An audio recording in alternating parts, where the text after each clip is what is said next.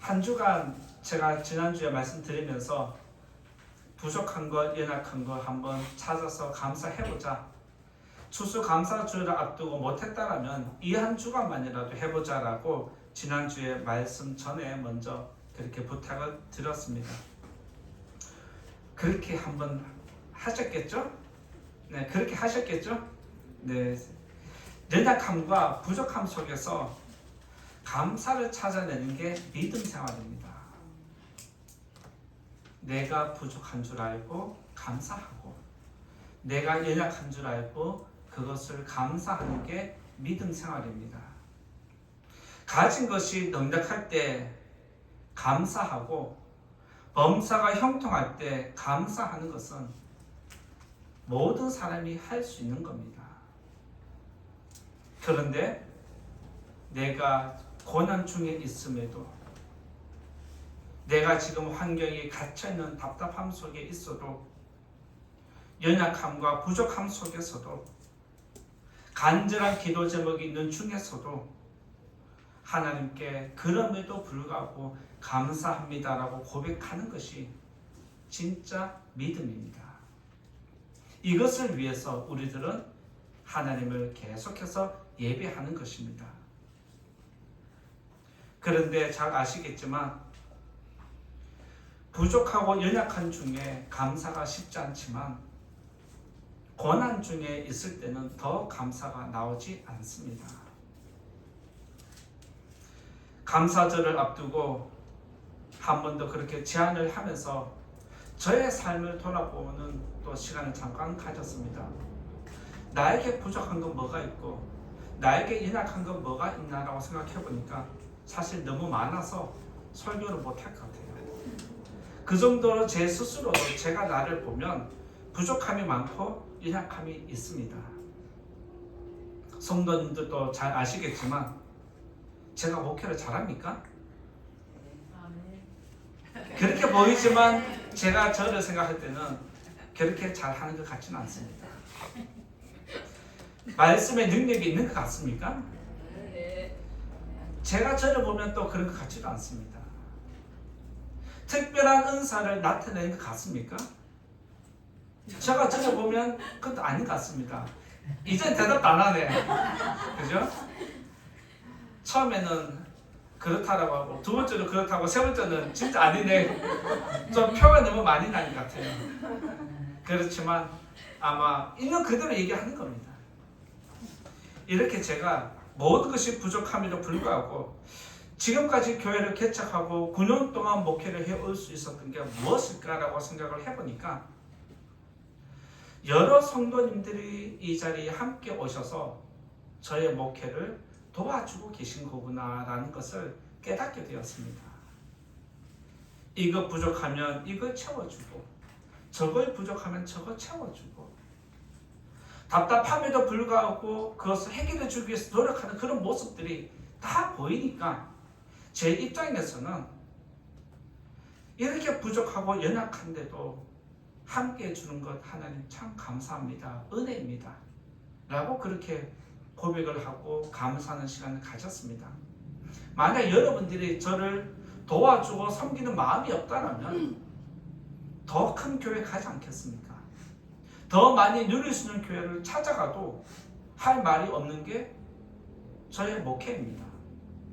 그럼에도 더 큰 데를, 편리한 데를, 누릴 수 있는 데를 찾아가지 않는 것은 저를 섬기고 싶은 마음, 저를 도와주고 싶은 마음, 작은 교회에서 함께 가족같이 믿음 생활하고 싶은 그런 마음이 있기 때문에 아마 이곳에 지금도 계신 줄 믿습니다. 제가 부족하기 때문에 여러분들을 보내주신 거고, 제가 연약하기 때문에 여러분들을 보내주신 줄 저는 그렇게 믿고 지금까지 믿음 생활 목회를 해오고 있습니다. 앞으로도 그렇게 해 나갈 것이라 생각을 합니다. 그러니까 앞으로 제가 계속해서 약해지고 부족함이 더 나타날 텐데 그때마다 이제 우리 목사는 다 됐다 하지 말고 그래 내가 한 번 더 보태주고 한 번 더 세워주고 한 번 더 밀어주자, 이런 마음으로 함께하는 성도님 되시기를 예수님 이름으로 부탁을 드립니다. 아멘. 신명기 7장 7절에 보면 하나님이 이스라엘 백성들을 이렇게 말씀하십니다. 신명기 7장 7절을 보면 여호와께서 너희를 기뻐하시고 너희를 택하심은 너희가 다른 민족보다 수효가 많기 때문이 아니니라. 너희는 오히려 모든 민족 중에 가장 적으니라 라고 말씀하십니다. 즉 하나님이 이스라엘 백성을 선택한 것은 세상의 기준으로 봤을 때 가장 작기 때문이다 라고 알려주셨습니다.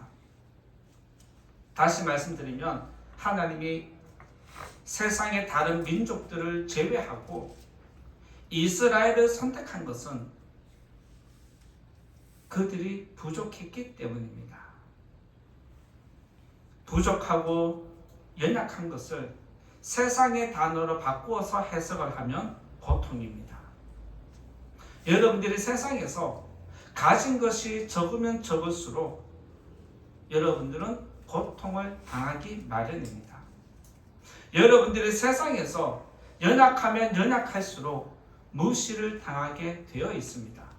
그래서 세상의 기준으로 연약하고 부족한 것은 고통입니다.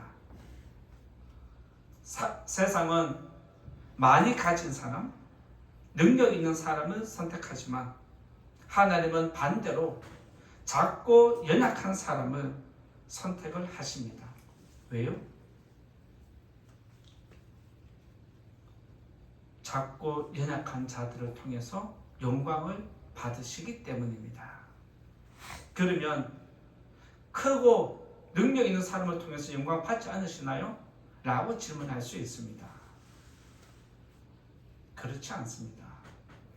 크고 능력 있는 사람들을 통해서도 영광을 받으시지만 인간이 크고 능력이 많으면 하나님을 떠나갈 확률이 굉장히 높아집니다.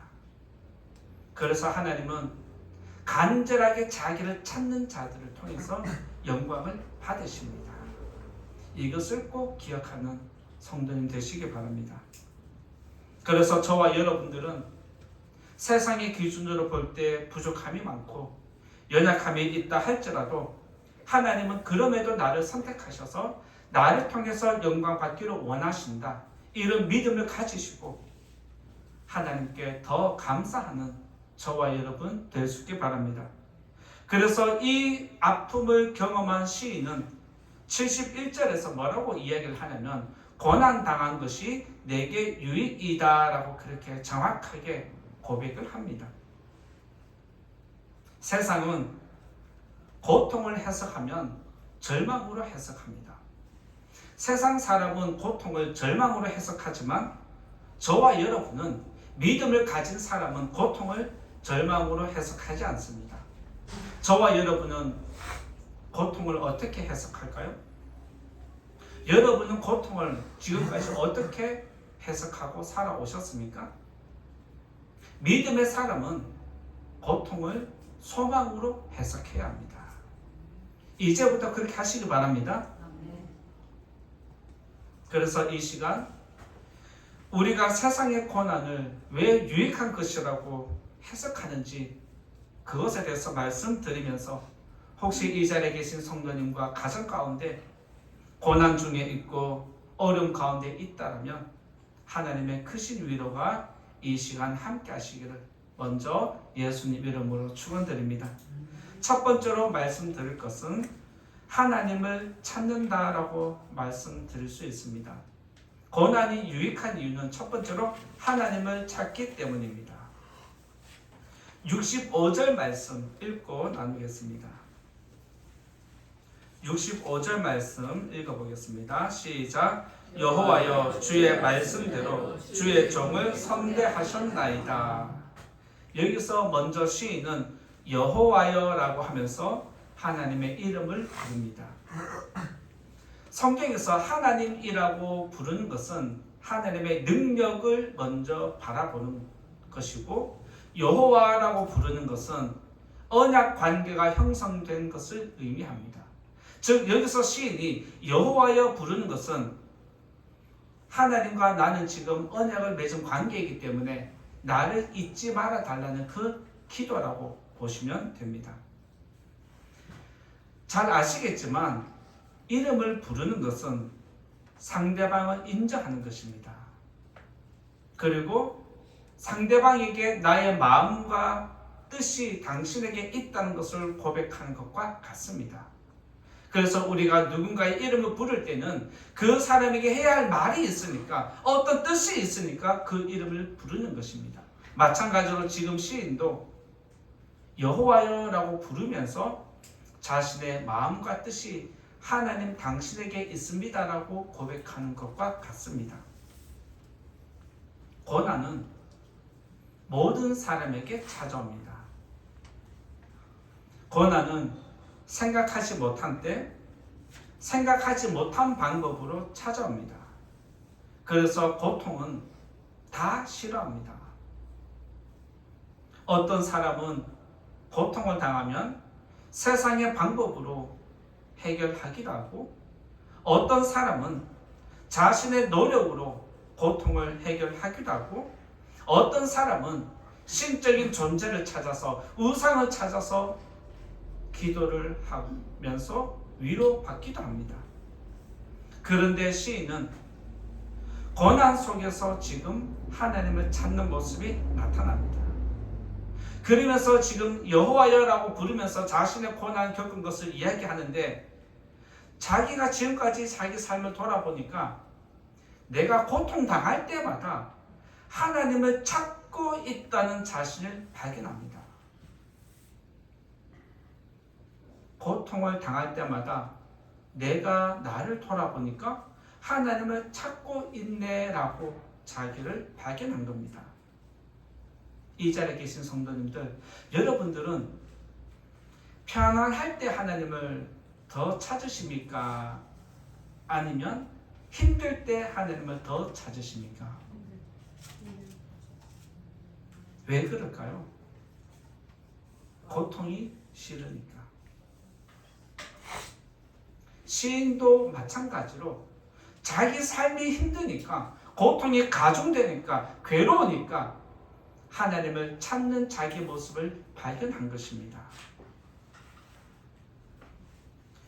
고통이 없으면 하나님을 찾지 않는데, 고통 때문에 하나님을 찾게 되고, 평상시에는 아무 일 없을 때는 하나님의 이름이 형식적으로 부르는 이름인데, 고통을 당하고 괴로움을 당하니까, 억울한 일을 당하면, 마음이 괴로우면 하나님의 이름이 어느 때보다 간절하게 부르게 되어 있습니다. 그래서 시인은 고난은 고통으로 연결되지만 영혼에는 매우 유익한 것이다 라고 그렇게 결론을 내리고 있습니다. 고통은 우리 육신에는 안 좋은 것이지만 영혼을 치유하는 약과 같습니다. 입에는 쓰지만 속에는 단 것처럼 하나님 말씀이 이런 능력이 있습니다. 출애굽기 2장 23절에 보면 이스라엘 백성이 애굽의 노동 강도가 너무 강해서 이제는 도저히 못 살겠다라고 하면서 하나님께 기도를 하는데, 그 내용을 보면 이렇게 기록해 놓았습니다. 탄식하며 부르짖으니라고 했습니다. 출애굽기 2장 23절에 보면 이스라엘 백성이 고통이 너무 극심하니까 어떻게 기도했다? 탄식하며 부르짖었다라고 기도를 했는데, 그때 하나님이 그들의 기도를 들으셨다, 상달되었다라고 성경에 기록해 놓았습니다. 그리고 이사야 38장 3절에 보면 히스기야가 이런 기도를 드립니다. 여호와여 구하오니 내가 주 앞에서 진실과 전심으로 행하며 주의 목전에서 선하게 행한 것을 기억하옵소서 하고, 히스기야가 심히 통곡하니라고 기록되어 있습니다. 여기서 마찬가지로 심히 통곡했다라고 기록해 놓았습니다. 고통이 크면 클수록 기도 소리도 커집니다. 고통이 크면 클수록 간절함도 커지기 마련입니다. 젖을 달라고 우는 아이의 울음소리와 고열로 울부짖는 아이의 소리는 그 절박함에서 다르게 나타납니다. 그래서 아이를 키우는 엄마는 아이의 울음소리만 들어도 무엇을 필요로 하는지 다 안다라고 그렇게 말을 합니다. 마찬가지로 하나님은 여러분들의 기도소리, 여러분들의 간절함, 그것만으로도 여러분의 상태가 어떤지 하나님은 다 아신다는 겁니다. 삶이 평안할 때 기도와 고통당할 때 기도는 소리에서도 차이가 나지만 마음 깊은 곳에서 솟아나오는 그 기도의 간절함도 차이가 납니다. 무엇보다 히스기야의 기도는 어떤 누구의 간절함보다 절박했음을 알 수 있습니다. 죽음 앞에서 살려달라는 그의 기도는 어느 누구보다 절박한 겁니다. 생사를 앞두고 기도하는 그 사람의 마음은 어떤 누구의 기도보다 절박하고 하나님을 사모하는 마음이 뛰어납니다. 그래서 하나님은 히스기야가 살기 위해서 절박하게 부르짖는 그 심히 통곡하는 소리를 들으시고 그의 생명을 연장시켜 주셨습니다. 환자는 고통을 해결하려고 의사를 찾아가는 것처럼 영혼의 고통을 해결하려면 저와 여러분은 하나님을 찾아야 합니다. 고통은 우리를 무너뜨리는 것이 아니라 하나님께로 이끄는 또 다른 은혜의 방편입니다. 믿으시기 바랍니다. 고통은 우리를 무너뜨리는 것이 아니라 하나님께로 이끄는 또 다른 은혜의 방편입니다. 예레미야애가 3장 33절에 보면 이런 말씀이 있습니다. 주께서 인생으로 고생하게 하시며 근심하게 하심은 본심이 아니시로다. 하나님은 우리에게 고통을 허락하시지만 본심이 아니다라고 분명히 말씀합니다. 저와 여러분이 사는 동안에 고통이 없으면 얼마나 좋겠습니까? 그런데 그게 원하는 대로 되지 않습니다. 마음대로 되지 않는 게 세상이고 마음대로 되지 않는 게 다른 사람의 마음입니다. 부족하고 연약한 것은 우리 삶에 고통을 일으키는 원인이 되기도 하지만 우리 영혼을 하나님께로 이끄는 은혜가 된다는 거 꼭 기억하셔서 이 한 주간 여러분의 고난 속에서 여러분의 간절함, 여러분의 부족함과 연약함을 찾으셔서 그 안에서 하나님께 탄식함으로 하나님의 응답을 받는 여러분의 삶이 되기를 예수님 이름으로 축복합니다. 두 번째로 말씀드리고자 하는 것은 말씀을 지킨다라고 말씀드릴 수 있습니다. 두 번째 고난이 유익한 이유는 말씀을 지킨다라고 할 수 있습니다. 67절을 한번 읽어볼까요? 67절 같이 읽겠습니다. 시작. 고난 당하기 전에는 내가 그릇 행하였더니 이제는 주의 말씀을 지키나이다. 시인은 자신의 고통을 살펴보니까 이 고통의 원인이 어디서 왔냐 추적해보니까 결국에는 말씀을 지키지 않아서 여기서 시작되었다라는 것을 깨닫게 됩니다. 하나님은 이스라엘 백성들에게 해야 할 것과 하지 말아야 할 것, 가야 할 것과 가야 할 곳과 가지 말아야 할 곳 분명히 알려주셨습니다. 그리고 이스라엘 백성은 지금까지 신앙교육을 계속해서 받아온 민족이기 때문에 무엇을 해야 하는지 하지 말아야 하는지 척하면 착입니다. 그 정도로 이들은 어릴 때부터 늘 신앙교육을 받아왔습니다. 그런데 이스라엘 백성들의 삶을 보면 안다고 해서 그대로 행하는 것은 아니라는 것을 발견하게 됩니다. 여러분들이 말씀을 듣고 안다고 해서 그대로 사라집니까? 그게 아닙니다. 여러분들이 암송을 한다라고 해서 그대로 사라집니까? 말씀을 아는 것과 순종하는 것은 다른 겁니다.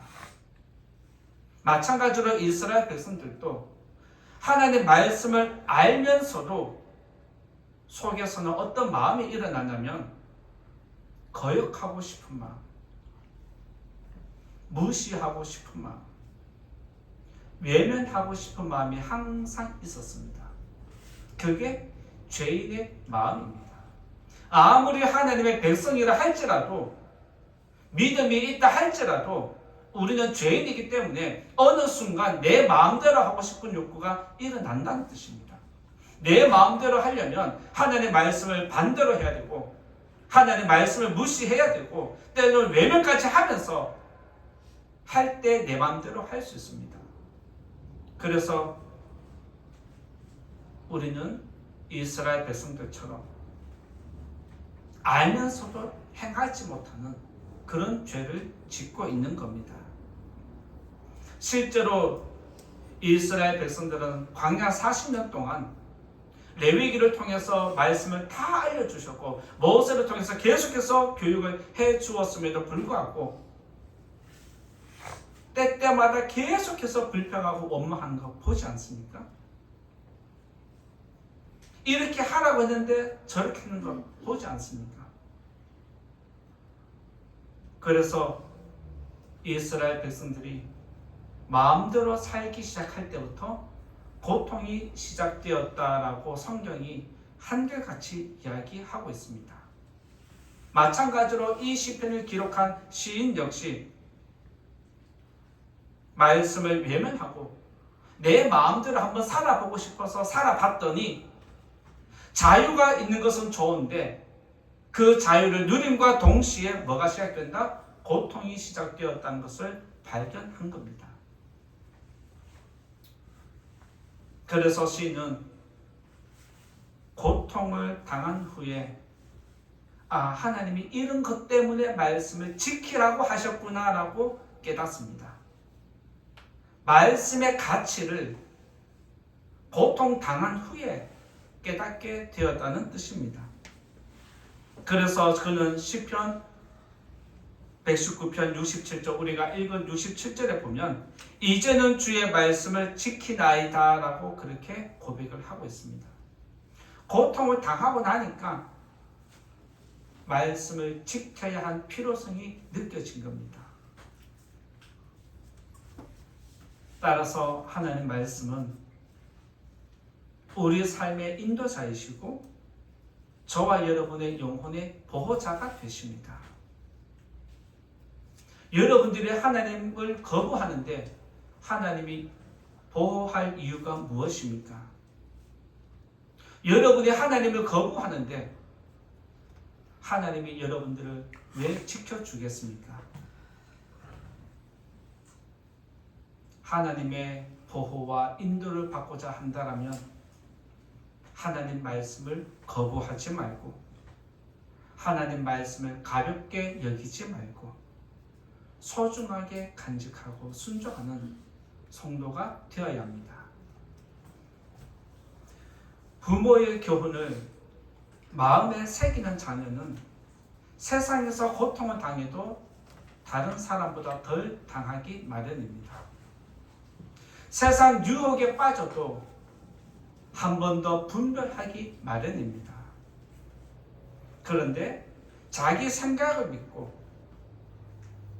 어른의 교훈을 무시하면, 어른의 교훈들을 외면하면 당하지 않아도 되는 고통을 당하게 되고 세상에서 더 큰 것을 빼앗기게 됩니다.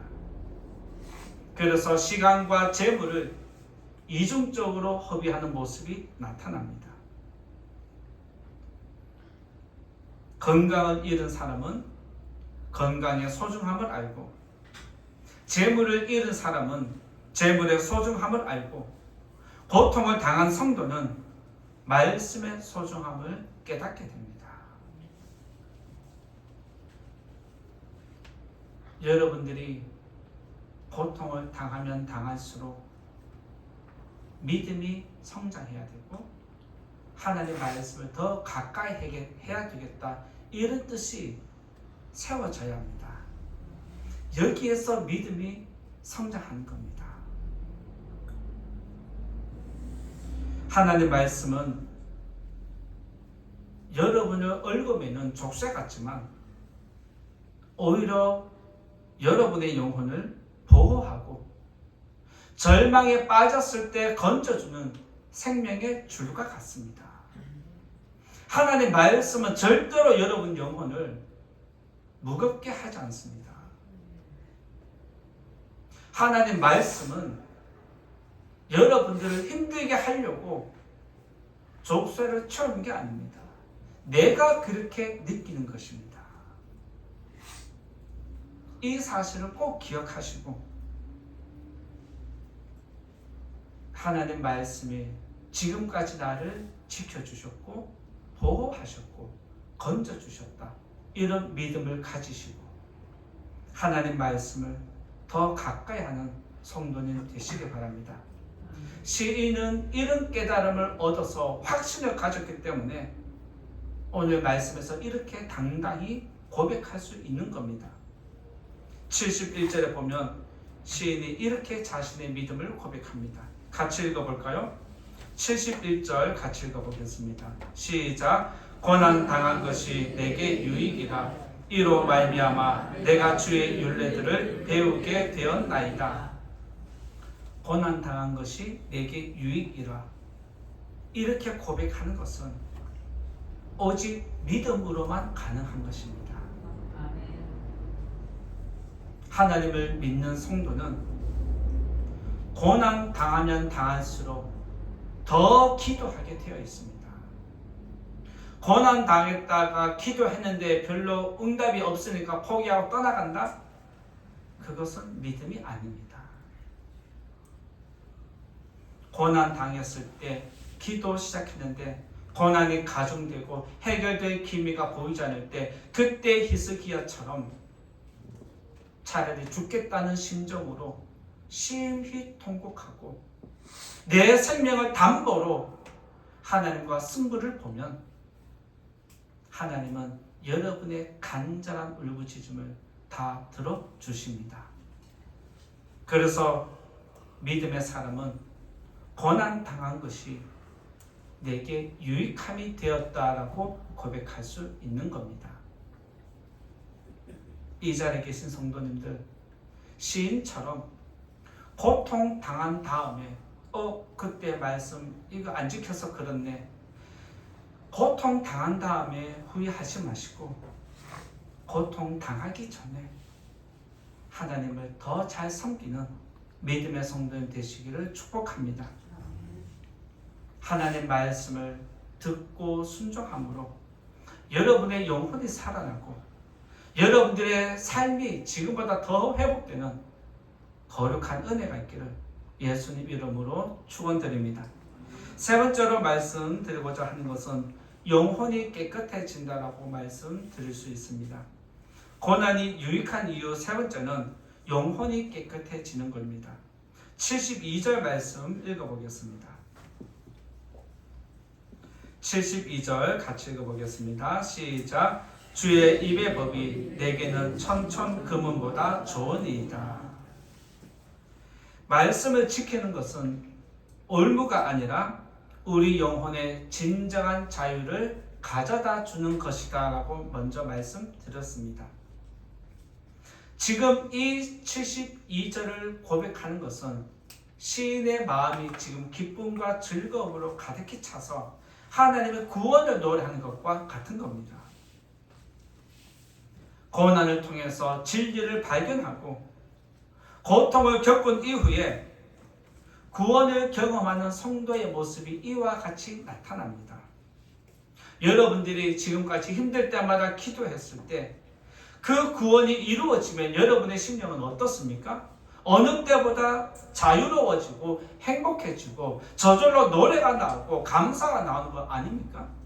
그 즐거운 마음이 지금 이 72절과 같은 겁니다. 고난은 눈물을 흘리게 만들고 고통은 우리의 심령을 찔러서 통곡하게 하지만 결국에는 우리 영혼을 치유하고 회복시키는 하나님의 은혜입니다. 다윗은 40년 동안 이스라엘을 다스렸지만 권력과 탐욕에 눈이 멀지 않았습니다. 오히려 그의 믿음은 시간이 지날수록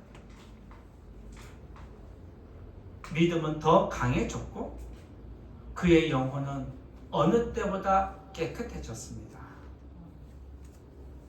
다윗의 후손 중에 믿음이 좋은 왕들이 이따금씩 나타났지만 다윗과 견줄 만큼 믿음이 탁월하거나 영혼이 깨끗한 왕은 없었습니다. 무슨 차이일까요? 똑같은 왕으로 통치를 했고 똑같은 권력을 가졌고 많은 영화를 누렸는데 다윗의 영혼은 어느 때보다 누구보다 깨끗했고 그의 후손의 여러 왕들은 믿음이 있지만 그의 영혼이 깨끗하지 않는 이유가 무엇일까요? 그것은 다윗의 인생에서 찾을 수 있습니다. 잘 아시겠지만 다윗은 목동에서 왕위에 오른 사람입니다. 그는 누구보다 굴곡이 많은 인생을 살았습니다. 당하지 않아도 되는 고통을 당하기도 했고 억울한 누명을 쓰기도 하고 가족들에게 죽임당하는 그런 일들까지 위협 속에서 그는 많은 것을 겪었습니다. 그는 양을 치면서 외로울 때마다 하나님을 찬양했고 그 캄캄한 밤에 짐승의 소리, 사자가 양을 훔치기 위해서 달려들 때 그 무서움 속에서도 하나님을 신뢰하기 시작했고 자신의 인생에 괴로움이 일어날 때마다 통곡하면서 그때마다 더 하나님을 의지한 것이 다윗의 인생입니다. 무슨 말입니까? 다윗은 자신의 부족함과 연약함을 잘 아는 사람이었습니다. 나의 인생이 어디서 시작되었는지 나의 이 왕위가 어디서 시작되었는지 잘 아는 겁니다. 자기의 부족함을 알고 자기의 연약함을 알면 알수록 하나님을 의지하기 마련입니다. 그만큼 다윗은 그때마다 하나님 은혜를 사모하는 사람이었습니다. 그런데 다윗의 후손의 왕들은 태어나고 보니까 왕실입니다. 태어나 보니까 부족함이 없습니다. 태어나 보니까 다 누리고 있습니다. 그런데 다윗은 자기가 다 부족한 걸 알기 때문에 하나님을 의지하면서 그의 영혼이 어느 왕들보다 더 깨끗했다는 걸 알 수 있습니다. 그러면서 다윗은 사무엘하 7장 18절에서 어떻게 고백하냐면 이런 고백을 합니다.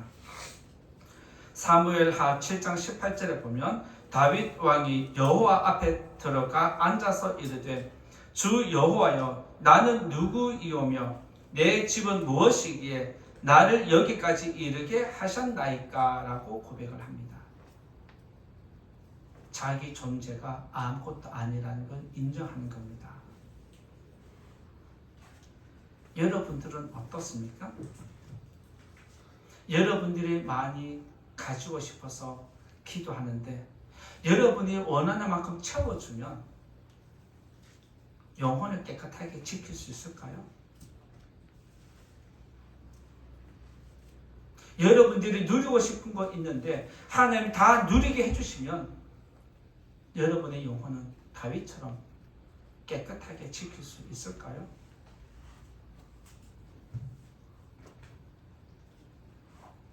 이것을 우리가 먼저 기도해야 합니다. 먼저 내가 누구인지를 알아야 하는데 나는 부족하고 연약한 사람이다. 항상 이 고백에서 기도를 시작하는 성도님 되시기 바랍니다. 다윗 왕이 40년 동안 왕위에 있음에도 불구하고 겸손할 수 있었던 것은 어린 아이같이 깨끗한 영혼을 소유했기 때문입니다. 다윗이 깨끗할 수 있었던 이유는 고난이라는 시간을 통해서 다듬어진 겁니다. 그래서 고난은 영혼의 불순물을 제거하는 용광로와 같습니다. 그리고 우리 영혼은 고통이라는 과정을 거쳐서 깨끗해집니다. 그렇게 생각해 보면 성도에게 닥치는 고난과 고통은 매우 유익한 것입니다. 믿으시기 바랍니다. 죄인은 고통을 당하지 않으면 잘 고치지 않습니다. 죄인은 자존심을 무너뜨리지 않으면 잘 고쳐지지 않습니다. 고통을 당한 만큼, 아픔을 당하는 만큼 성장하기 마련입니다. 마찬가지로 우리 영혼도 고통을 당하는 만큼, 눈물을 흘리는 만큼 깨끗해집니다. 하나님과 대화하던 모세는 그의 얼굴에서 광채가 났다라고 성경이 기록하고 있습니다. 마찬가지로 하나님을 자주 대면하는 사람은 그의 영혼이 깨끗해집니다. 다윗이 죽을 때까지 그의 영혼을 깨끗하게 지킬 수 있었던 비결은 고난을 통해서 자기 영혼의 불순물을 다 제거했기 때문입니다. 하나님은 저와 여러분에게 가끔씩 고난과 고통을 허락하시는데 여러분들이 하나님을 믿는다라면 고난과 고통을 두려워하지 않습니다. 오히려 고난과 고통이 올 때에 하나님이 나를 찾는 신호라고 해석을 하고 내 영혼을 다듬는 시간이라고 해석을 하고 고난이 내게 유익이라는 이 시편 기자의 고백처럼 나도 이제부터는 힘들수록 하나님을 더 찾겠다라고 기도하면서 하나님께 나아가는 성도가 되어야 합니다. 이제부터 고난과 고통을 하나님을 만나는 거룩한 시간으로 만드는 성도님 되시기를 부탁을 드리고 그렇게 하는 성도들에게 하나님의 은혜가 있기를 예수님 이름으로 축원드립니다. 이제 결론의 말씀 드리고자 합니다. 부족함과 연약함은 고통의 원인이 되기도 하지만 하나님을 의지하게 만드는 원천이 되기도 합니다. 고난이 우리에게 유익한 이유는 고난을 통해서 하나님을 찾고 하나님을 만나게 되고 하나님의 구원을 경험하기 때문입니다. 그래서 고난은 우리에게 유익한 것입니다. 고난은 고통을 일으키지만 영혼의 불순물을 제거하는 복된 시간입니다. 이 자리에 계신 성도님들, 지금 삶이 어느 때보다 어려운 것이 사실입니다. 우리 주변을 돌아보면 힘들다라고 말하는 사람이 너무 많습니다. 그러다 보니까 억울한 일을 당하는 사람들도 많이 늘어나고 있습니다. 고통 속에서 신음하는 여러분들, 하나님께서 꼭 기억하시고 여러분들의 고통이 절망이 아니라 소망으로 바뀌는 복된 은혜가 있기를 예수님 이름으로 축원드립니다. 말씀 생각하면서 같이 기도하겠습니다. 고난이 유익한 이유가 우리에게 분명한 것입니다.